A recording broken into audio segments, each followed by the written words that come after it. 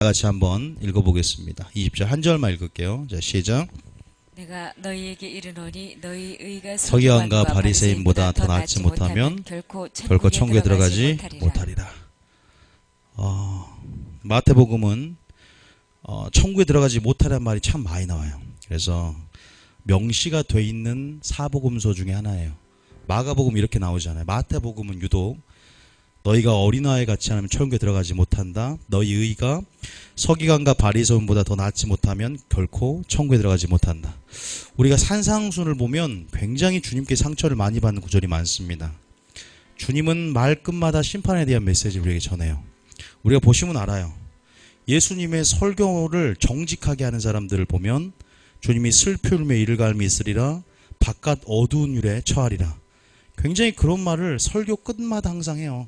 보시면 오늘도 또 말씀하시는 부분에서 10절에 너희 의가 서기관과 바리새인보다 더 낫지 못하면 그러면 우리 의가 서기관과 바리새인보다 더 나은 의가 무엇인가?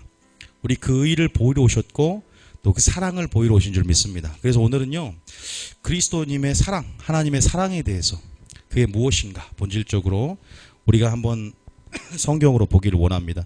이 부분은 굉장히 범위가 크기 때문에 우리가 말씀을 많이 보셔야 돼요. 먼저 율법은 뭘까요? 율법은 뭡니까? 율법은 사랑이에요. 있습니까? 여러분들이 정확하게 아셔요. 율법은 사랑입니다. 하나님도 뭡니까? 사랑입니다. 믿습니까?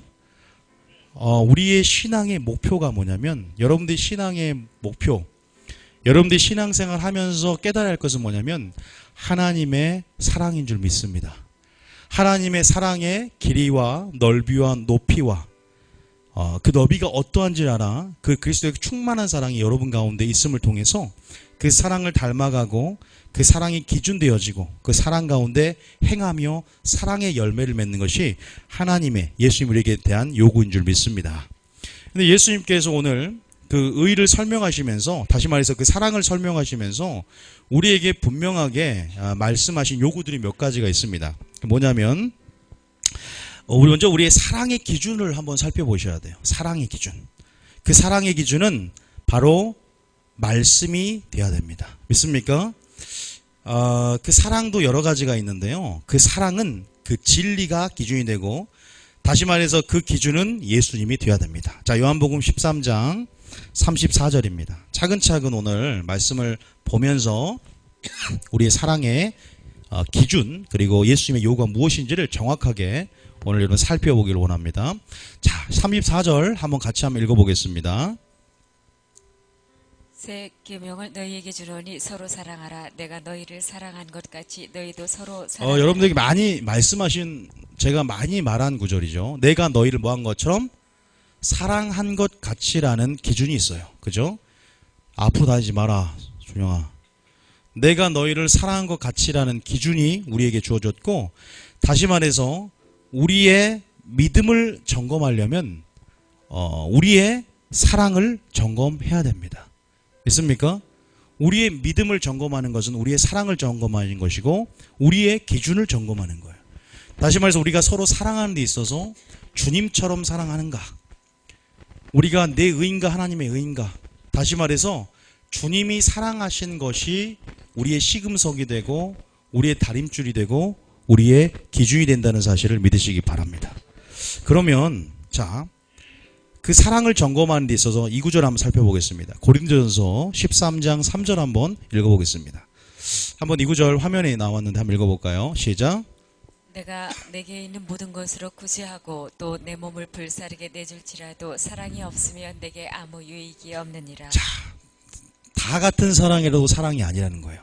아가페 사랑이 있고 또 하나님의 사랑 아가페 사랑이 있고 또 필레오 사랑이 있고 스톨게 사랑이라는 게 있어요. 필레오 사랑은 친구 간의 우정 이런 사랑의 종류고요. 스톨게는 부모님과 자식 간의 그러한 사랑이고 또 에로스 사랑은 육체적인 사랑을 말하죠. 그 중에서 절대적이고 위로부터 나온 주님으로부터 나온 사랑은 아가페 사랑입니다. 다시 말해서 우리의 믿음을 점검한다. 우리의 사랑을 점검하는 것이고 다시 고린도전서 13장 3절에 보면 내게 있는 모든 것으로 구제하고 내 몸을 불살하게 내줄지라도 사랑이 없을 수 있다는 것이죠. 다시 말해서 그 사랑을 우리는 반드시 배워야 되고 그 사랑이 어디로부터 나온 것인지를 그 출처 또 그 사랑의 종류에 대해서 분명히 우리는 예수님이 진리가 또 우리 예수님을 배움을 통해서 그분에게 계시된 그 사랑으로 그분으로부터 부어진 그 사랑으로 사랑해야 될 줄 믿습니다. 왜냐하면 왜 사랑을 점검하는 것이 믿음을 점검하는 것이냐면 요한복음 13장 35절입니다. 자, 요한복음 13장 35절.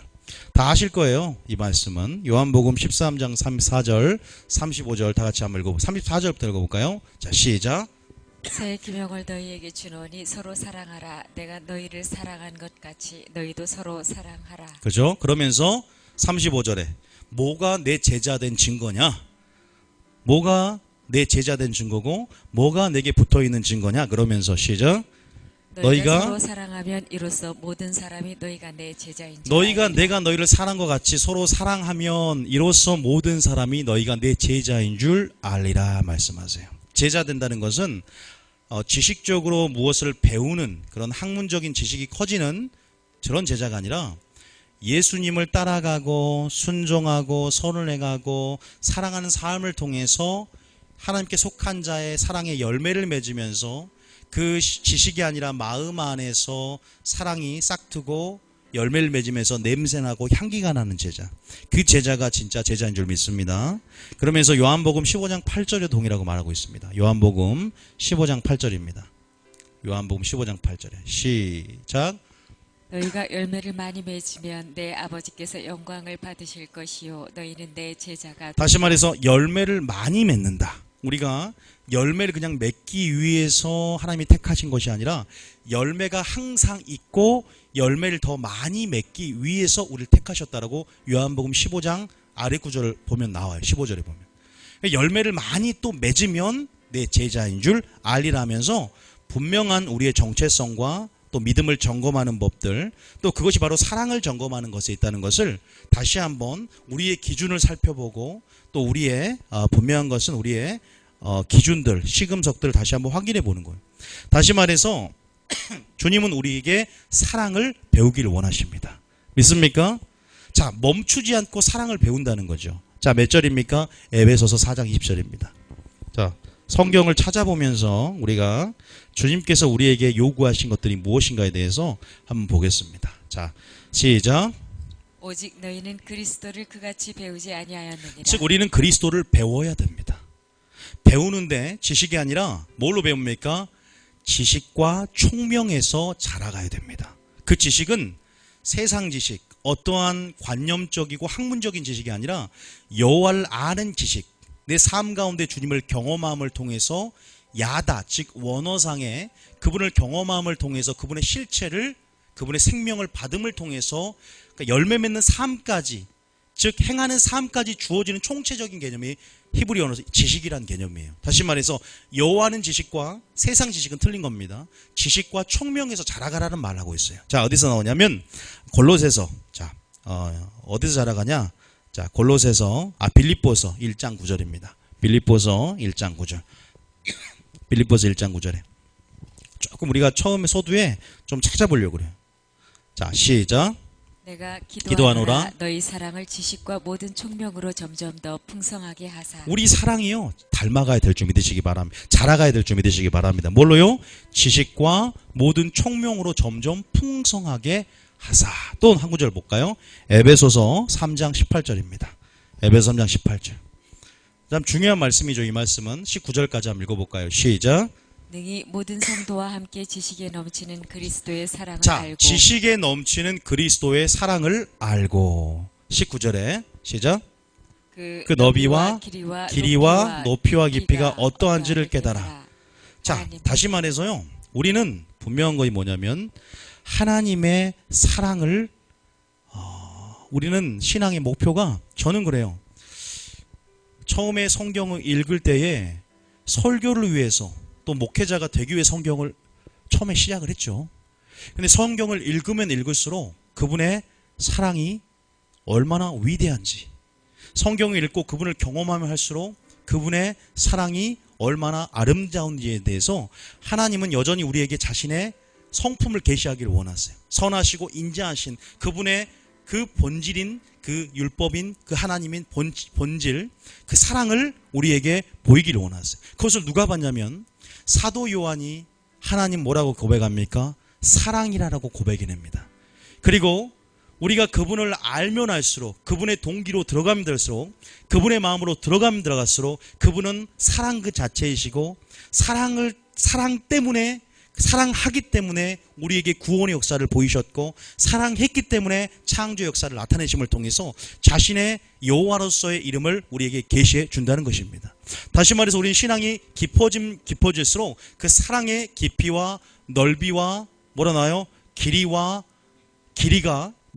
너비, 길이, 높이, 길이가 어떠한지를 더 깨닫게 되고 그 풍성하신 그 사랑이 우리 마음속에 부음받되고 또 우리가 그 진리에 계시된 그 사랑을 우리가 받고 부음받됨을 통해서 그 사랑을 받은 자로서의 그 사랑을 행함을 통해서 사랑을 흘려보냄을 통해서 그리스도의 열매된 제자로서의 삶을 나타낸다는 사실을 믿으시기 바랍니다.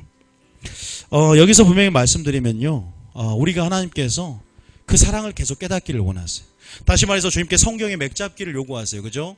율법에 뭐라고 기록되어 있느냐? 너가 신앙생활 하면 할수록 하나님은 누구더냐? 그리고 영생에 들어가려면 어떻게 해야 됩니까? 바로 주님은 그 답을 뭐라고 하냐면 율법에 뭐라고 기록되어 있냐 말하면서 하나님을 마음과 목숨과 뜻을 다해 사랑하고 네 이웃을 예수님이 너희를 사랑한 것처럼 사랑하라라고 그 본질에 대해서 분명히 말씀해 준다는 사실을 믿으시기 바랍니다.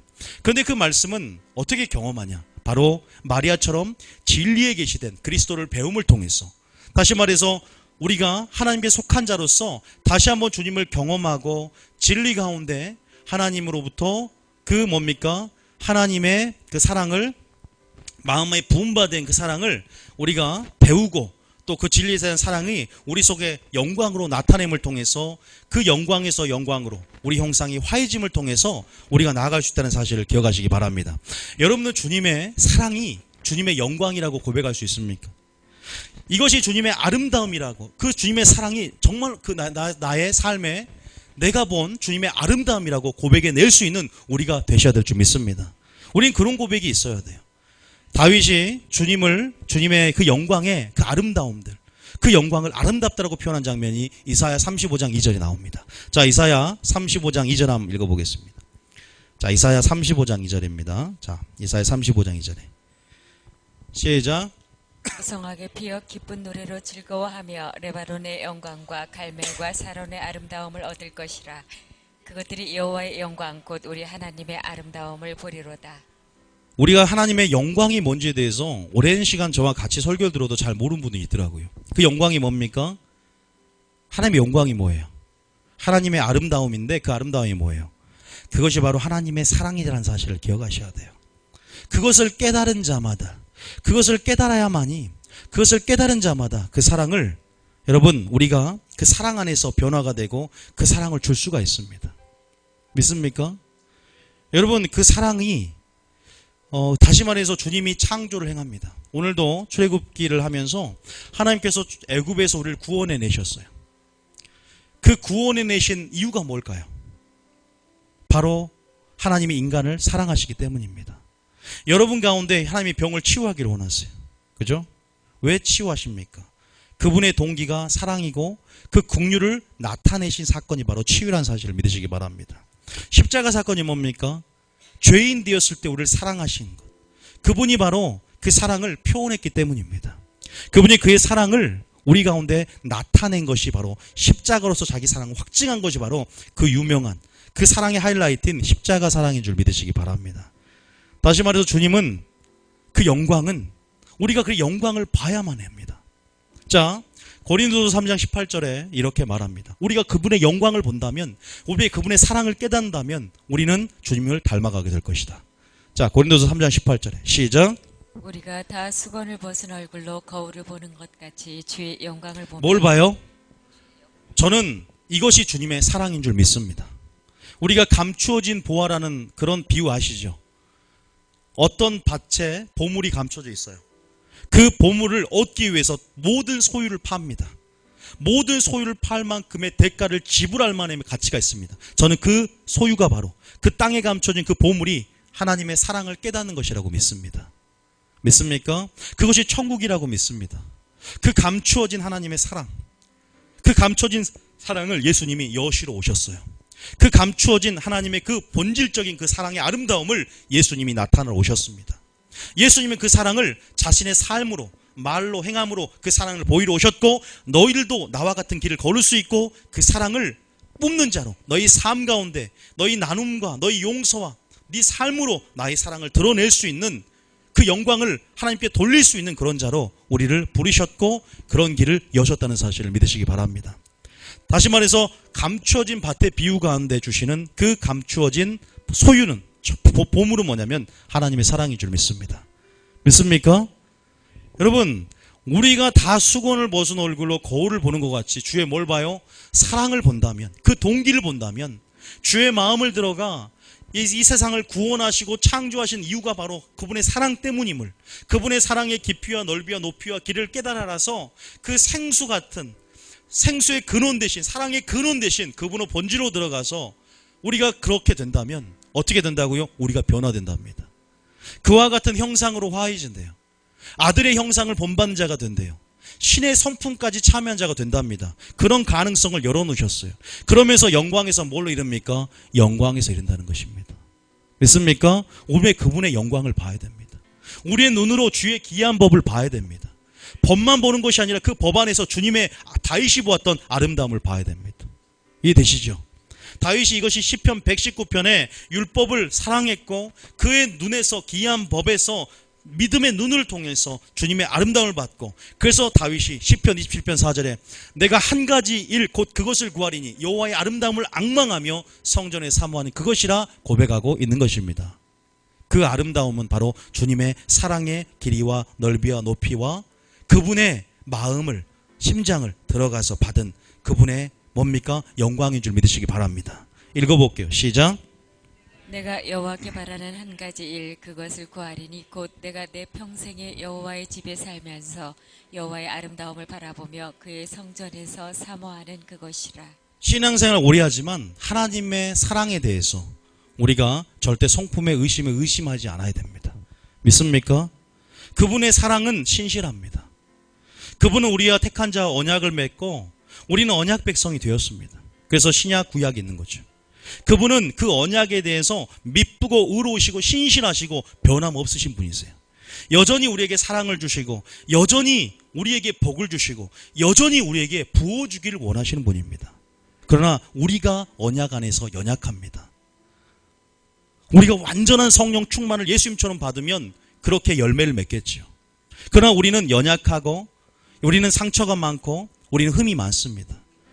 그래서 온전한 주님의 사랑을 다 깨닫지 못하고 우리의 기준, 또 우리의 경험, 우리의 지식 안에서 그분의 사랑을 판단합니다. 그래서 왜곡된 그분의 사랑을 표현하기도 하고 왜곡되게 그분의 사랑의 열매를, 그분의 열매가 아닌 다른 열매를 우리가 낳는 그런 연약성이 있어요. 그래서 우리는 철저하게 그분을 닮아가야 되고 철저하게 그분의 사랑대로, 그분이 우리를 사랑한 것처럼이라는 기준을 우리가 우리 기준으로 바꾸고 믿음의 주요 곧 온전케 하신 예수를 날마다 바라봐야 됩니다.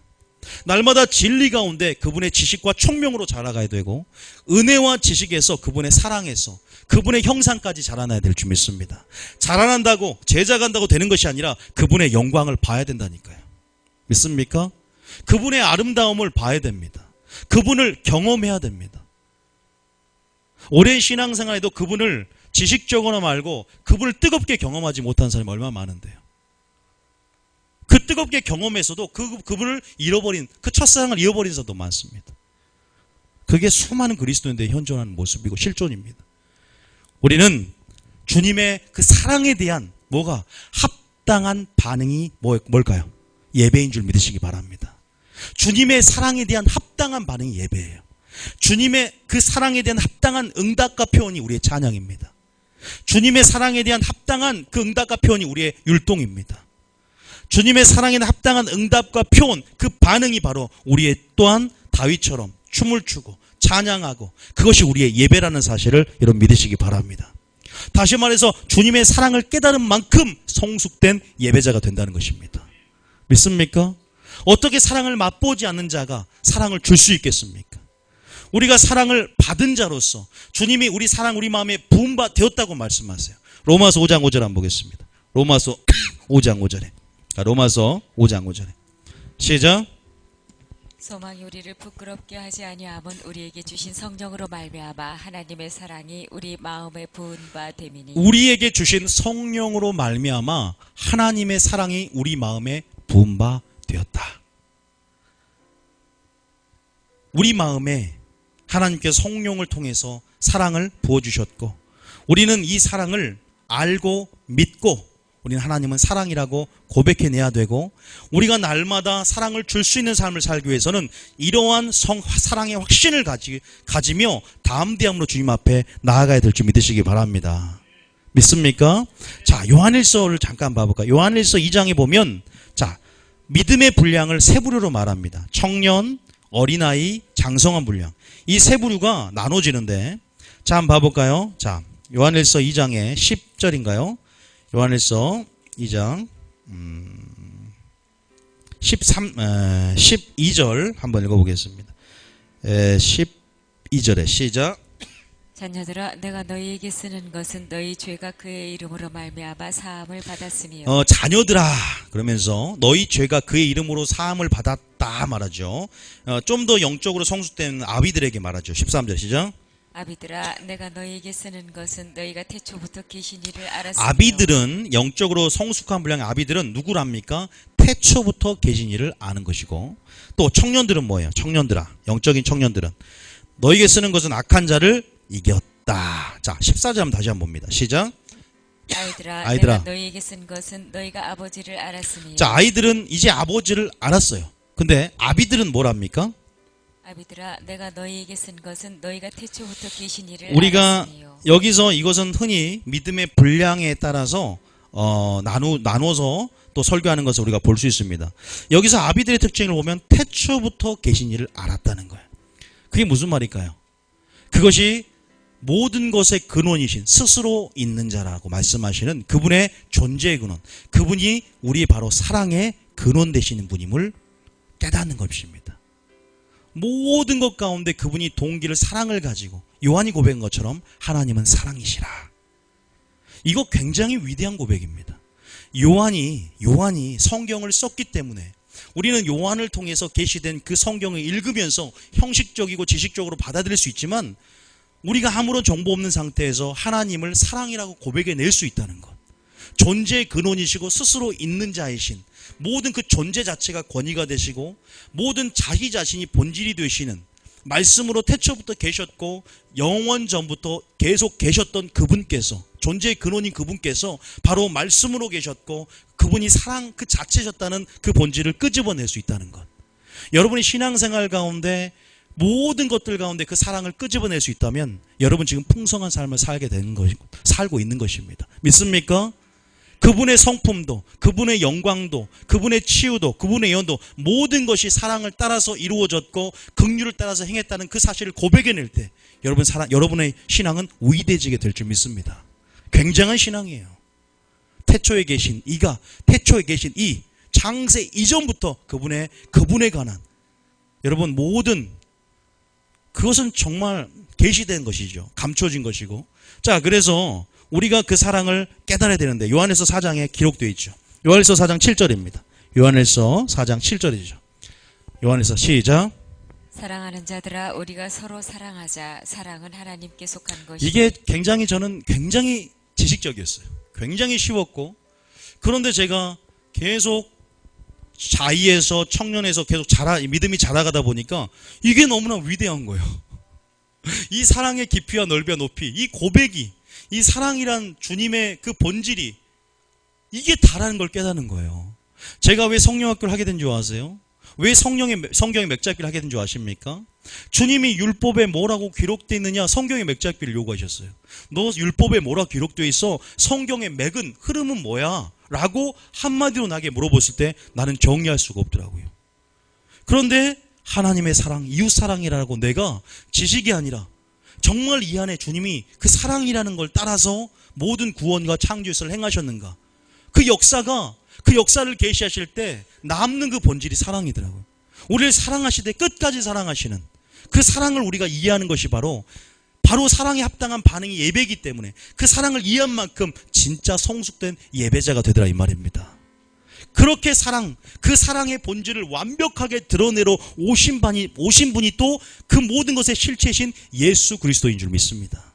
그래서 그분이 세 계명이 뭡니까? 그 세 계명이 바로 너희가 바리새인보다 서기관보다 나은 의, 세 계명대로 사는 삶, 그 사랑하는 삶, 정말 그 주님의 사랑을 나타내는 삶, 그냥 단순히 구제하고 몸을 불살라 구제하고 모든 것을 주는 그런 삶이 아니라 주님의 사랑, 그 진리를 지식과 총명에서 배우며 주님을 나타내는, 주님의 영광을 드러내는 삶, 열매 맺는 삶이 바로 제자고 합당한 삶이더라 이 말이에요. 믿습니까? 세상 사람도 사랑하면서 합니다. 그러나 하나님이 없으면 사랑도 없고 하나님 없으면 선한 일도 없습니다. 누가 선하다고 하고 누가 콩나물을 2억 평생 동안 돈을 벌어서 사회에 기부한다 할지라도 그것이 어떻게 착한 일이 됩니까? 하나님이 없으면 선도 없고 하나님이 없으면 사랑도 없는 것입니다. 믿습니까? 오직 하나님이 있기에 하나님의 속한 자, 그래서 사랑하는 자는 하나님께 속한 자라는 뜻이에요. 이해되시죠? 자, 다시 한번 읽어봅니다. 시작. 사랑하는 자들아 우리가 서로 사랑하자. 사랑은 하나님께 속한 것이니 그 사랑은 바로 아가페 사랑이지 그냥 여러분이 말하는 스톨게, 필레오, 에로스 그런 세상의 종류에 있는 어떠한 그러한 모양이 아닙니다. 믿습니까? 위로부터 나오는 지혜고요. 이 사랑은 바로 주님의 심장에서 나오는 주님의 마음이고요. 이것은 그렇게 그 사랑으로 살아낼 때 또한 열매라는 사실입니다. 그래서 사랑은 하나님께 속했고 사랑한 자마다 하나님께 속한 자라고 분명히 기록되어 있어요. 선을 행하는 자마다 하나님께 속한 자라고 요한 3서 11절에 기록되어 있어요. 의를 행하는 자마다 하나님께 속한 자라고 요한 1서 3장 10절에 기록되어 있어요. 믿습니까? 사랑하는 자마다 하나님부터 나서 하나님을 안답니다. 서로 사랑하라는 계명, 우리에게 주신 이게 뭐요? 이게요? 정말 완성된 계명이고 이것이 모든 것을 품는 엄청난 계명인 줄 믿으시기 바랍니다. 율법의 완성이래요. 율법의 마침이 되신 예수 그리스도가 우리에게 요구하시는 그런 새 계명인 줄 믿으시기 바랍니다. 믿습니까? 다시 말해서 여러분들이 저는요 그 사랑을 날마다 고백해냈으면 좋겠습니다. 저희 교회가 왜 예언적인 찬양과 예언적인 경배 흐름을 전 세계에 일으키게 될 거라는 예언을 많이 받은 줄 아세요? 바로 왜 찬양의 군대가 일어나고 왜 찬양의 붕이 온다는 줄 아세요? 단순히 레이지파들, 찬양한 레이지파들 오기 때문일까요? 찬양하는 많은 사람들이 몰려들기 때문이 아니에요. 진리가 회복되기 때문인 줄 믿으시기 바랍니다. 구원론이 회복되고 하나님의 마음이 드러날 때 그분의 사랑을 완벽하게 계시하거든요. 그래서 그분의 사랑으로 인해서 합당하게 반응하다 보니까 그분의 사랑을 고백하지 않고선 견딜 수 없는 마음이 심령 안에 표출된 게 찬양이 될 것입니다. 그것이 찬양의 부흥을 가져오게 될 것입니다. 다시 말해서 진리의 부흥은 찬양의 부흥을 가져오게 만드는 핵심 키입니다. 그냥 찬양의 부흥이란 건 없어요. 진리의 부흥을 따라서 찬양의 부흥이 오고 치유의 부흥이 옵니다. 저는 그 부흥을 믿습니다. 그게 가장 안정됩니다. 그렇기 때문에 하나님께서 먼저 진리 회복, 그 마리아 영성 우리가 갖추고 우선순위를 갖추는 삶 가운데 자연스럽게 찬양과 감사와 기쁨이 우리 가운데 넘치게 될 줄 믿습니다. 그래서 여러분들 그분의 영광, 그분의 사랑을 추적해 들어가시기 바랍니다. 이것이 정말 사랑을 분별하시기 바랍니다. 사랑으로 그 믿음을 점검하시기 바랍니다. 나의 사랑인지 예수님의 사랑인지, 말씀에 순종하는지, 내가 선을 행해도 주님의 선을 바라보고 나의 선인지 나의 열심인지 나의 지식인지 나의 경험인지 철저하게 말씀이라는 시금석으로, 말씀이라는 거울로 날마다 점검하면서 그렇게 주님의 열매, 그분이 행하심으로 그분의 열매를 맺는 우리가 되기를 원합니다. 정말 그분의 DNA를 담고 그분의 열매를 맺기에 그분의 제자라고 일컬음을 받을 수 있는 우리가 되기를 원합니다. 저도 날마다 점검해야 될 거예요. 우리는 점검해야 됩니다. 저도 제가 하는 사역이 진짜 주님이 하신 열매일까? 내 힘이 들어간 열매일까? 날마다 회개합니다. 하나님 정말 내 의가 드러나지 않았습니까? 오늘도 주님 사랑한다고 하지만 내 긍휼함을 따르는 사랑이 아니었습니까? 내가 주님 말씀을 따라 하나님의 성품으로 꼴쥐어서 내 동기까지 주님의 사랑을 품었습니까? 아니면 내 힘과 내 노력으로 하나님 또 열매 맺으려고 했습니까? 주님 나를 불쌍히 여기시고 주님께서 나를 도와주셔서 그 열매를 맺을 수 있도록 힘을 주시옵소서. 이렇게 나가셔야 돼요. 믿음이 좋은 사람일수록 회개하는 심령이 있습니다. 왠 줄 아세요? 그분의 영광, 그분의 사랑을 보면요, 날마다 이러한 심령으로 나가기 때문입니다. 누굽니까? 자, 누가복음 봅니다. 누가복음 17장 13절. 날마다 그분의 영광을 보는 자, 날마다 그분의 사랑을 보는 자, 그분의 사랑에 반사된 자기를 보면 견딜 수 없는 거예요. 왜?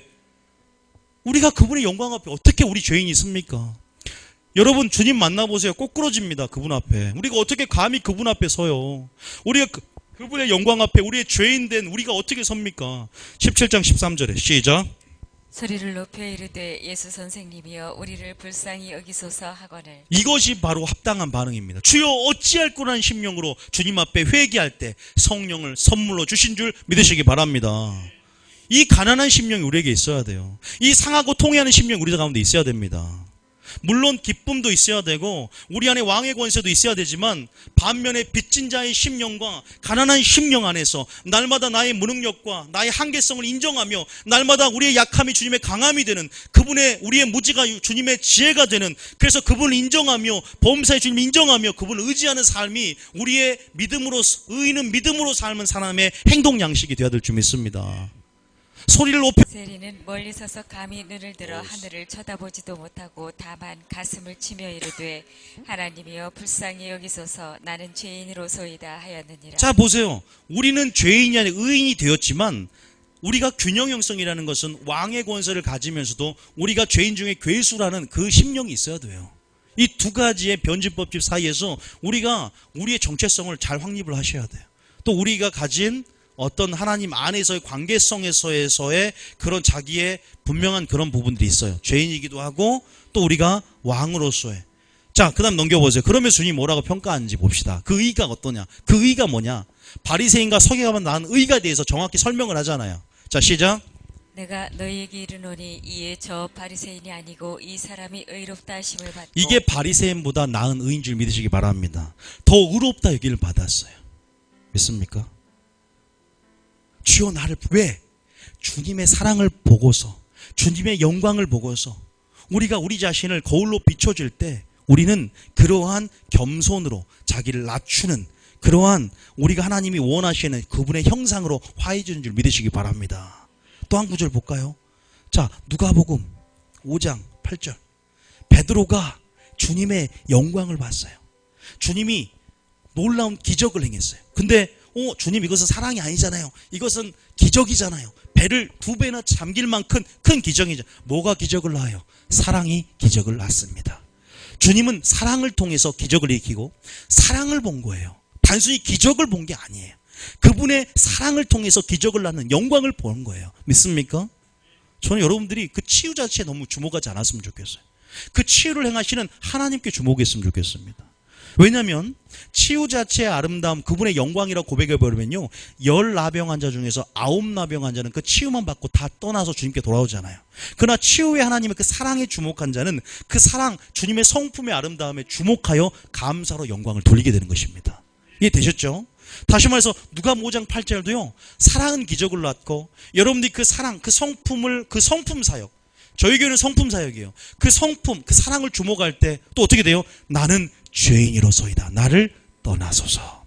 겸손을 창조하게 되고 가난한 심령을 만들게 되며 상하고 통회하는 심령 가운데 통회하고 자복함을 통해서 주님만을 의지하는 진정한 겸손의 사람으로 들어가게 된 줄 믿습니다. 믿습니까? 다시 말해서 그분의 영광을 봐야 될 줄 믿으시기 바랍니다. 이것이 그분의 영광을 볼 때 나오는 반응인 줄 믿으세요. 자, 요한복음 6장 68절 읽어볼게요. 요한복음 6장 68절. 요한복음 6장 68절. 시작. 시몬 베드로가 아니, 대답하여 66절부터 한번 읽어볼게요. 66. 많이 읽었지만 시작. 그때부터 그의 제자 중에서 많은 사람이 떠나가고 다시 그와 함께 다니지 아니하니라. 제자 중에서 다 떠나가요. 영광을 본 자는 영광 속에 머물러 있는 거 아십니까? 그런데 그 영광이 좋으니까 그 영광성에 머물러 있어요. 여러분, 근데 하나님의 영광은요, 하나님의 임재 가운데 있는 거 아세요? 우리가 하나님의 산이라는 산이 있어요. 호렙산이 있죠. 그죠? 왜 호렙산이 하나님의 산이 될까요? 왜 신의 산이 하나님의 산이 된 줄 아십니까? 바로 하나님이 임재하시기 때문입니다. 예수님이 갈릴리 척박한 땅을, 왜 그 땅을 영화로운 땅인 줄 아세요? 예수님이 걸으셨기 때문입니다. 예수님의 임재가 있기 때문입니다. 여러분들도 여러분 존재가 우리가 아무것도 아니지만 예수님의 임재가 있을 때 여러분 거룩한 존재가 된다는 사실입니다. 믿습니까? 주님이 함께하느냐 함께하지 않느냐, 우리 존재가 바뀌고 우리의 성질이 바뀌고 우리가 그렇게 주님께 그렇게 인정을 받는 것이죠. 여러분 66절에 보니까 그때부터 그의 제자 중에 많은 사람이 그 영광과 임재에서 떠나고 믿음에서 떠나갑니다. 자기의 요구와 하나님의 요구가 충돌이 되고 이제 자기가 원하던 방식에 단순히 교회에 들어와서 그분의 영광과 사랑에 주목한 것이 아니라 그가 원하는 치유, 그가 원하는 기적, 여기에만 현상에만 매달렸단 말이에요. 오병이어의 기적을 보고 온 사람들이 지금 가버나움 회당에서 주님 그 배부른 표적을 보고 하나님 또 어떤 기적을 보일까, 또 어떤 다른 목적을 가지고 왔는데 예수님이 나는 살과 피를 먹지 않으면 너희 속에 생명이 없다고 하니까 그들의 요구와 예수님의 요구가 상충이 되고 떠나가는 장면이 나오는 거예요.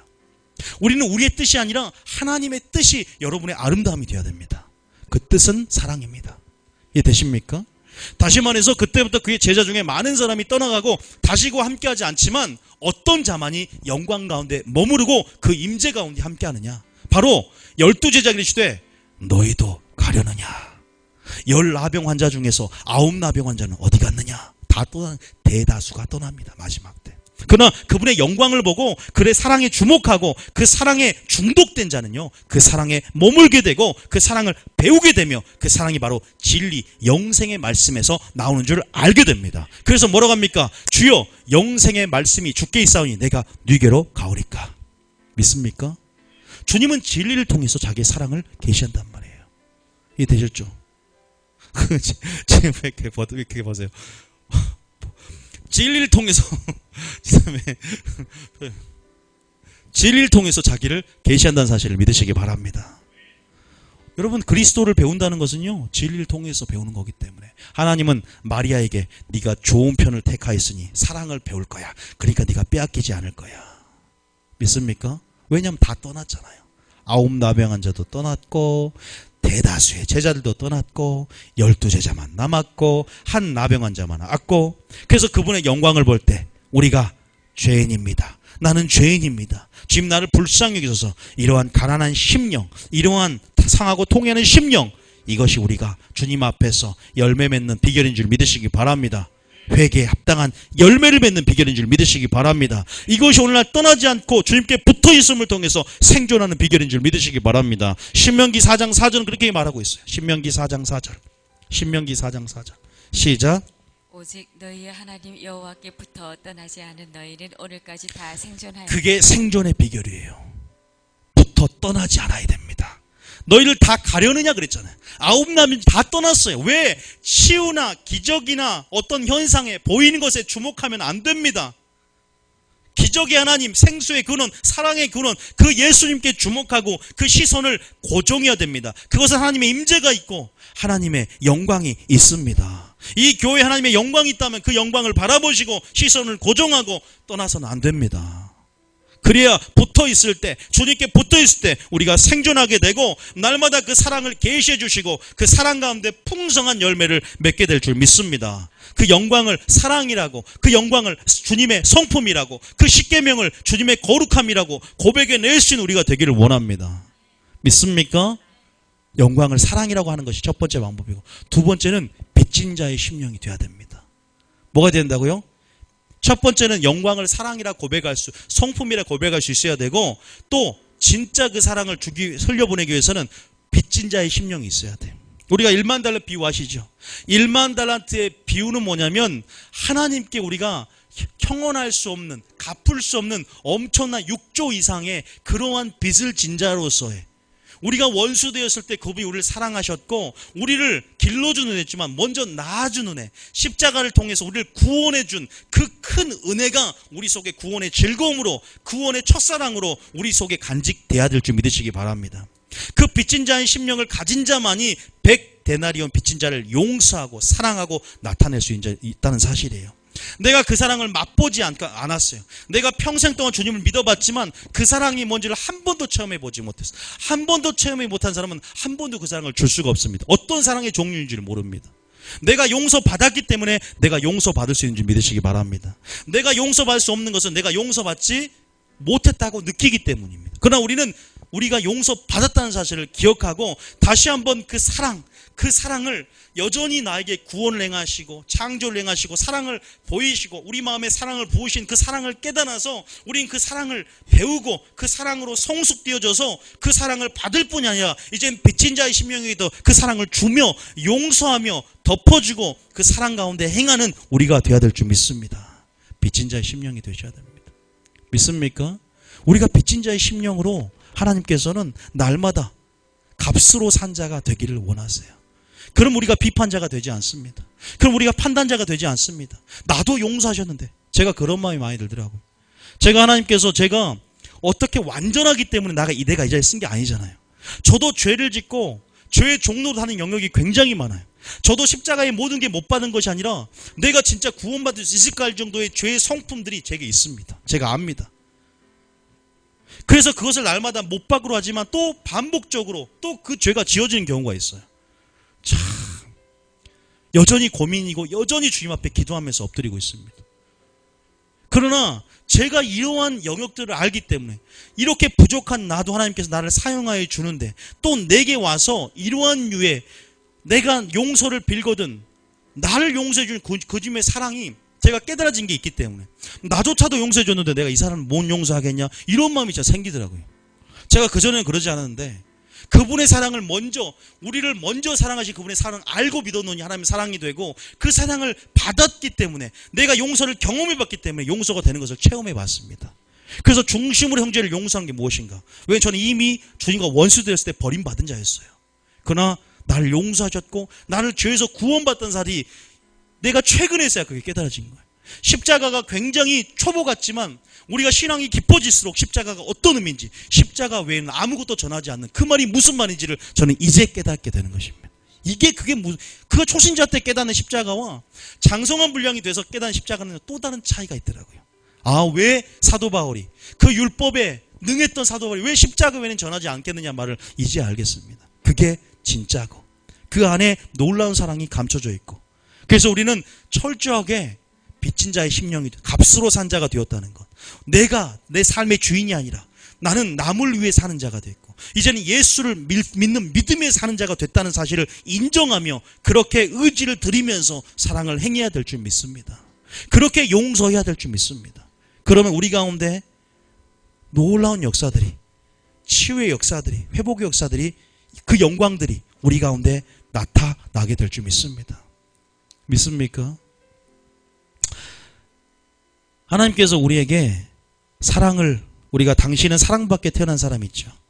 이제는 우리가 바뀌어져야 되죠. 초신자 때는 참 사랑을 많이 받아요. 그런데 우리가 그 사랑을 맛보면 이제 주님이 그래요. 사랑을 우리가 예수님도 내게 와서 내 마음을 배워라. 나는 온유하고 겸손하니 먼저 주님께 와서 주님을 배우고 이제 주님 뭐라 합니까? 이젠 가라. 세상으로 가라. 이게 순서입니다. 우리가 주님의 성령 위로부터 임하기까지 기다리라. 먼저 기다려 주님의 성령 부어짐을 받고 우리가 세상으로 복음의 증인되는 것입니다. 우리가 사랑을 받았으면 이제 그 사랑은 줄 때 생명 역사가 일어납니다. 믿습니까? 사랑을 흘려보낼 수 있어야 됩니다. 믿습니까? 사랑을 흘려보내는 것이 열매 맺는 것이고 사랑을 흘려보내는 것이 제자인 줄 아는 것이고 사랑을 흘려보내려면 제가 말씀드렸어요. 그 영광을 날마다 주목하면서 영광을 찾는 그 말씀 안에 그분의 사랑을 영광이라 아름다움을 고백하며 그 사랑을 날마다 고백하고 그 사랑을 날마다 찾고 구해야 됩니다. 그리고 날마다 그 사랑 안에서 빚진 자의 심령이 우리 속에 나타날 때 우린 진짜 사랑을 할 수 있고 우리가 그렇게 나타날 수 있다는 사실이죠. 먼저 내가 사랑을 받고 있다는 분명한 인식이 우리 가운데 있어야 될 줄 믿습니다. 여러분 귀한 존재입니다. 우리가 주님을 사랑한 것보다요 주님이 우리를 향한 사랑과 열정 우린 잘 알지 못합니다. 얼마나 우리를 사랑하는지 우리가 소외되고 외롭게 주님이 없는 것처럼 느껴질 때조차도 주님 우리를 보고 계셨다는 사실입니다. 우리를 사랑하시고 여전히 우리를 향한 구원과 우리를 회복과 열정을 주님은 우리가 알지 못하는 그분의 감춰진 큰 영역 안에서 여전히 우리가 오히려 믿음 안에서 그 사랑을 알기를 원하십니다. 그게 아가서인 줄 믿습니다. 우리를 향한 그 친밀하신 그 사랑들을 우리가 깨달을 때 그 사랑 안에 우리의 마음이 녹게 될 것이고 오히려 죄를 사랑이 이기게 됩니다. 그분의 사랑을 깨닫고 그분의 사랑 안의 지속적인 연합이 우리 가운데 죄를 이기지 못하는 영역까지 승리하게 만든다는 사실을 믿으시기 바랍니다. 이해되십니까? 우리가 더 그분의 사랑으로 깊이 그분을 배우고자 깊이 들어가시기 바랍니다. 그래도 다 알지 못하는 것은 그분의 사랑과 천국의 비밀은 감춰진 영역이에요. 밭에 감춰진 보화 같은 것입니다. 그래서 찾는 자에게 찾고 찾으면 나를 만날 것이고 나를 사랑한 자가 나의 사랑을 입을 것이라 그랬어요. 주님을 사랑하셔야 되고 찾는 자에게 상 준다는 것은 찾는 자에게 사랑을 나타낼 것이고 주님을 찾고 구하면 그분이 만나주신다는 것은 그분의 사랑을 깨닫게 해준다는 거예요. 하나님 나라의 복음의 비밀과 본질이 사랑임을 안다는 것. 그래서 예수님이 오신 목적도 사랑을 보이러 오셨다는 것. 예수님 자신이 언약의 실체요, 사랑의 실체요, 율법의 마침이 되셔서 모든 사랑을 완성시키고 이루셨다는 것에 대해서 우리는 그분을 바라봐야 될 줄 믿습니다. 이게 되십니까? 주님이 우리에게 이렇게 요구하세요. 내가 너희를 사랑과 같이 너희도 서로 사랑하라. 무조건 덮어주고 허물 덮어주는 것 좋습니다. 그러나 진짜 진리의 사랑을 배운 자는요, 공의가 있습니다. 진짜 사랑을 배운 자는요, 때로는 질서가 있습니다. 진짜 사랑을 배운 자는요, 때로는요, 그 사랑의 성격이 모든 것, 죄까지 덮어주는 게 아니에요. 그러니까 죄를 덮어주지만 정확한 공의 가운데 죄와 타협하는 차원이 아니에요. 긍휼하고 심판을 이기지만 죄를 타협하고 어떤 어둠과 타협점을 갖는 것이 사랑이 아니라는 것입니다. 죄된 영역은 분명히 드러나게 해서 사랑의 힘으로 파쇄하고 여전히 사랑할 수 있도록 돕는 것이 사랑인 줄 믿습니다. 그래서 함께 오래 참는 것이 사랑입니다. 함께 진리와 함께 수고하고 견디는 것이 사랑입니다. 그래서 오래 참고 견디고 함께 인내하는 것이 사랑이라는 것입니다. 믿습니까? 우린 그 사랑을 더 깊이, 그 무조건적인 하나님의 사랑을 깨달아야 될 줄 믿습니다. 우리는 우리가 사랑할 수 있다는 것이 아니죠. 뭡니까? 주님이 우리를 도우십니다. 주님이 우리를 열매 맺게 하시고 우리가 열매 맺는 것이 아니라 하나님이 우리를 열매 맺게 하십니다. 제가 성령학교를 하면서 성령학교 출애굽기 1장부터 6장까지 쓸데없는 장들이 굉장히 많았어요. 7장부터 10가지 장이고 하나님 바로 모세를 택해서 바로 보내지 왜 1장부터 6장까지 모세와 실랑이를 하고 모세와 밀당을 6번이나 하면서 시간을 잡아먹을까? 바로 사역보다 중요한 것이 모세가 하나님을 아는 것이에요. 단순히 출애굽보다 중요한 것은 모세 개인이, 목회자가 먼저 개척교를 이끌기 전에 모세가, 목회자가 하나님을 먼저 사랑을 아는 거예요. 하나님의 일하심을 경험하는 거예요. 10가지 재앙보다 중요한 것은 하나님이 10가지 재앙을 일으킨 사건보다 중요한 것은 10가지 재앙을 일으킨 목적을 이스라엘 백성이 아는 것입니다. 하나님이 누군지를 아는 것입니다. 그분의 사랑이 얼마나 위대한지, 그분이 여호와인지를 아는 것입니다. 믿습니까? 우리는 근데 거기에 관심이 많이 없어요. 보이는 것, 기적, 치유, 어떤 차원의 것들, 내가 원하는 차원. 그래서 예수님과 하나님을 내가 원하는 길을 걷는 데 있어서 도구로만. 그러나 주님이 목적이 되고 우리는 그분의 사랑이 우리가 추구해야 할 목적이 되어야 될 줄 믿습니다. 주님 그렇게 원하시는 것입니다. 그분의 사랑을 구하시기 바랍니다. 주님 당신의 사랑을 내게 사랑을 지금도 부어주고 계시지만 하나님 이제 그 사랑을, 이제 내 믿음의 눈을 열어 계시적인 눈을 여시고 그 하나님 내 마음 눈을 밝혀주시고 나의 부르심의 소명과 그 기업의 풍성하심과 그 사랑의 길이와 넓이와 높이와 길이가 어떠한지를 깨달아 알아. 사랑과 청명함, 지식과 청명함을 자라가서 은혜와 지식과 자라가서 주님의 영광을 날마다 보매 그와 같은 형상으로, 아들의 형상으로 와하고 신의 성품의 참여함을 통해서 믿음에서 사랑까지 자람을 통하여 사랑으로는 역사들은 믿음을 통해서 하나님의 영광을 드러내며 천국에 넉넉히 들어감을 우리에게 허락하여 주시옵소서. 저는 성경적으로 읽었을 뿐이요. 베드로후서하고. 믿습니까? 예수님이 바리새인과 서기관보다 더 나은 의, 그 사랑에 대해서, 그 사랑 때문에 우리에게 육신이 되어 이 땅 가운데 우리 안에 거하시며 지금도 여전히 하나님의 사랑을, 하나님의 성품을, 하나님의 영광을 우리에게 보인 줄 믿으시기 바랍니다. 믿습니까? 믿습니까? 하나만 하고 마칠게요. 그런데 이 하나님의 사랑이 우리 가운데 흐르지 못하는 것들이 있습니다. 가나안 여인을 통해서.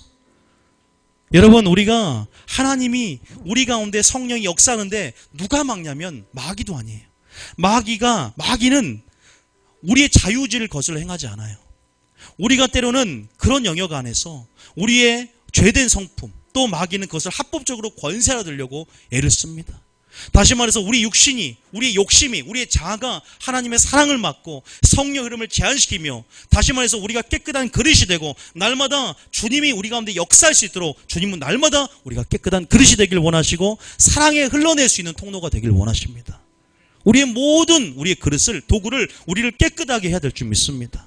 때는 우리의 상한 마음이라든지 또 우리의 상처라든지 우리의 쓴뿌리가 하나님의 사랑을, 용서를 막고 하나님의 사랑을 흘려버리지 못하도록, 그러나 용서는 진정한 권능을 풀어낸 줄 믿으시기 바랍니다. 성경에 한 인물이 있습니다. 가나안 여인이 있어요. 가나안 여인은 예수님께 상처를 받습니다. 자, 우리가 두 군데가 있어요. 마음이 상할 때 우리가 목회자의 말이 들리지 않습니다. 상한 감정으로 모세의 말을 듣지 못했던 출애굽기 6장 9절 말씀 한번 읽어보겠습니다. 출애굽기 6장 9절. 하나님의 사랑이 우리를 통해서 흘러가야 됩니다. 자, 출애굽기 6장 9절 시작.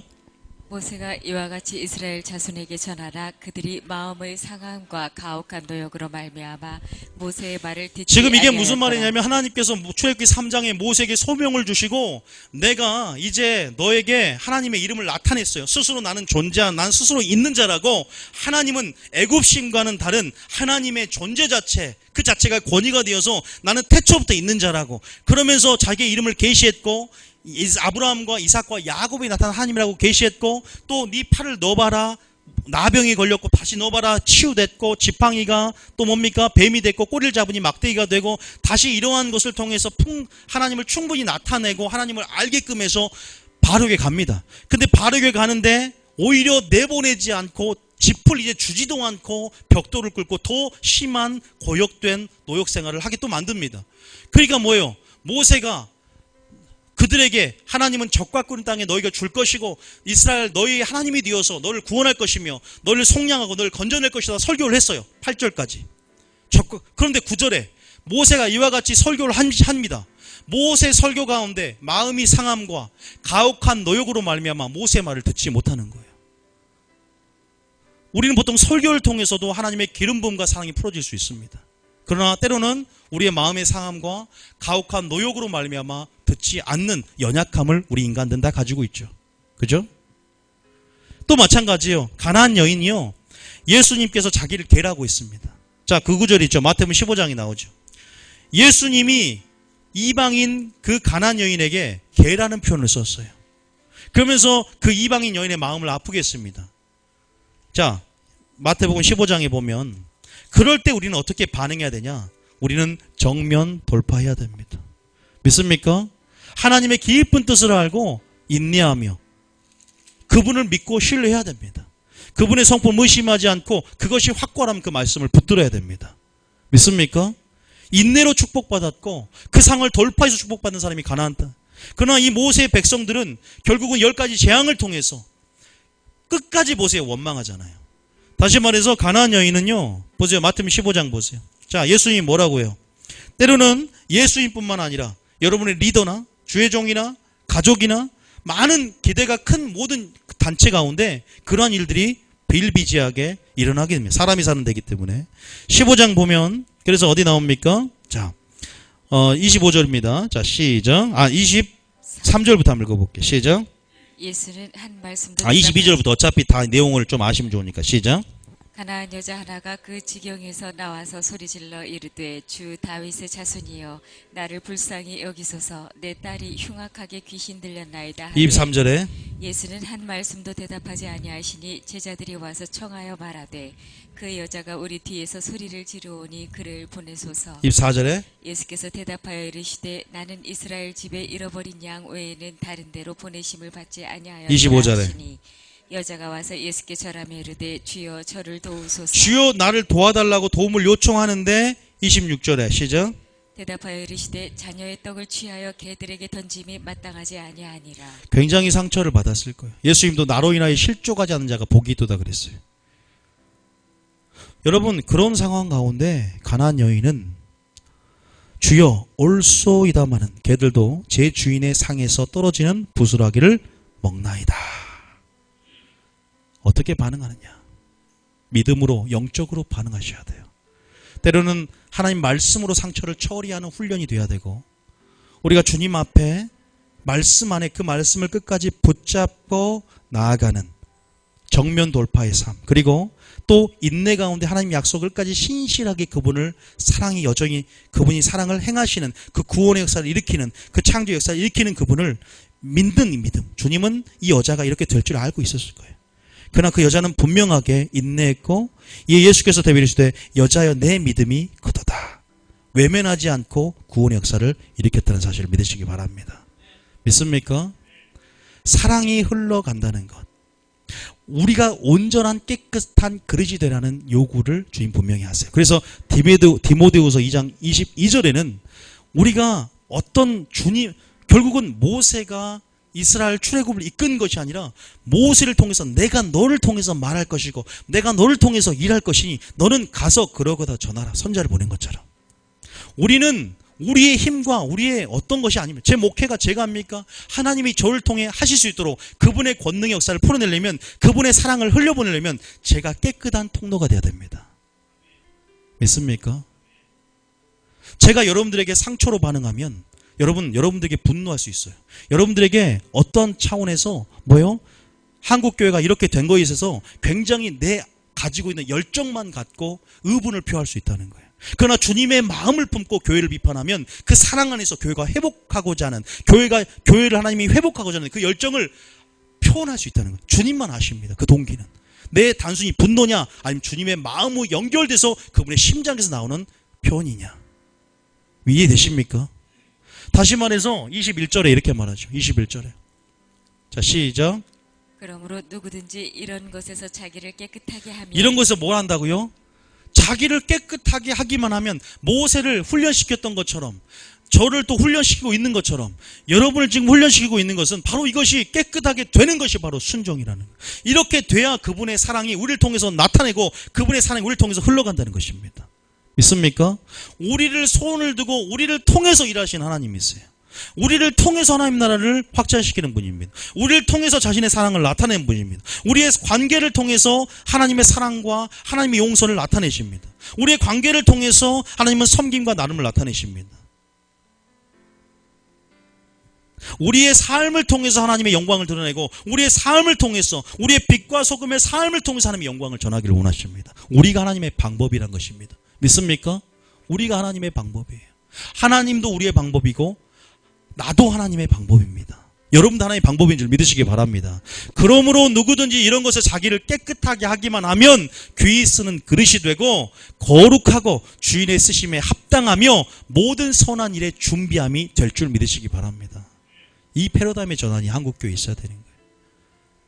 무엇을 하는 것, 모세가 무엇을 하려고 했어요.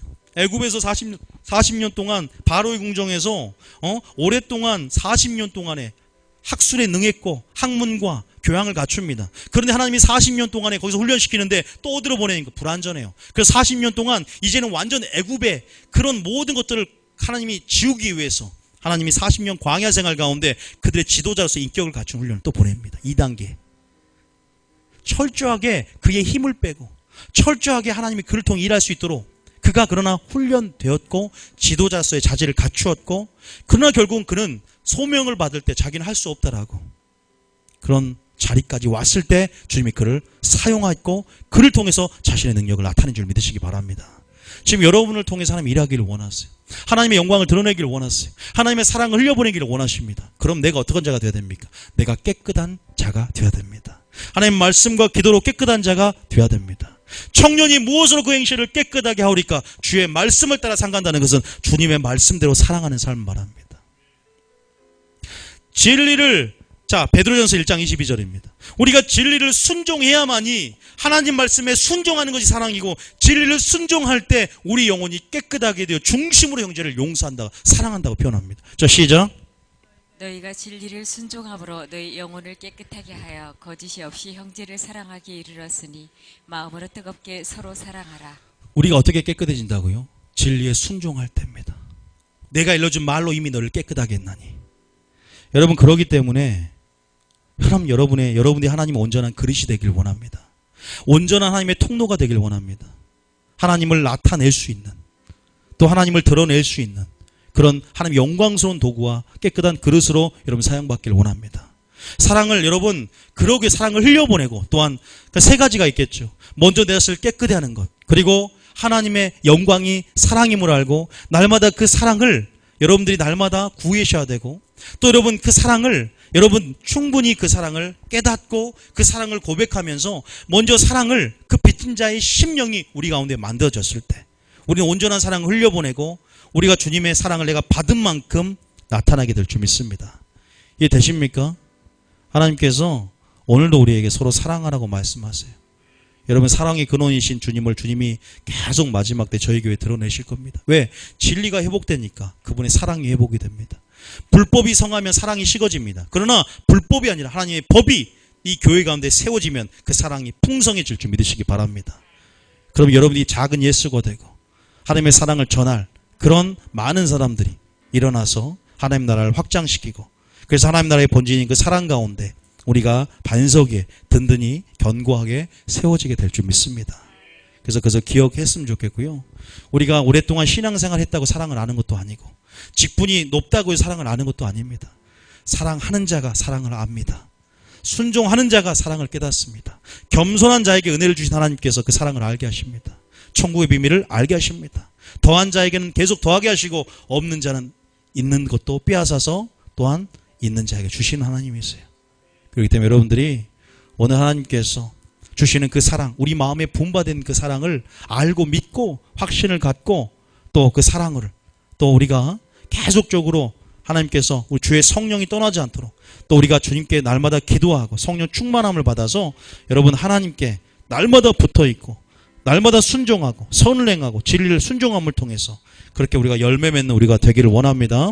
우리의 기준을 다시 한번 살펴보시고 나는 예수님으로 인해서 예수님의 말씀대로 예수님이 명하신 대로 우리가 살고 있는지 다시 한번 우리의 사랑의 기준, 우리의 믿음을 점검해 보시면서 정말 우리의 열매 맺는 삶을 목표로 다시 한번 그 어떤 것이 아니라 우리가 그렇게 점검하면서 우리가 주님의 영광을 이 시간에 기도할 때 나의 죄인된 심령, 또 가난한 심령, 또 주님의 영광 앞에 우리가 엎드려서 다시 한번 그 사랑이 아니고서는 우리가 견딜 수 없고 그 사랑 때문에 살아간다. 그 사랑을 내게 달라고 하나님께 그 사랑, 계속적인 그 사랑을 더 깊은 그분의 사랑의 근원이신 그분께서 생수같이 우리에게 계속적으로 우리 마음에 부어달라고 또한 기도하는 여러분 되시길 원합니다.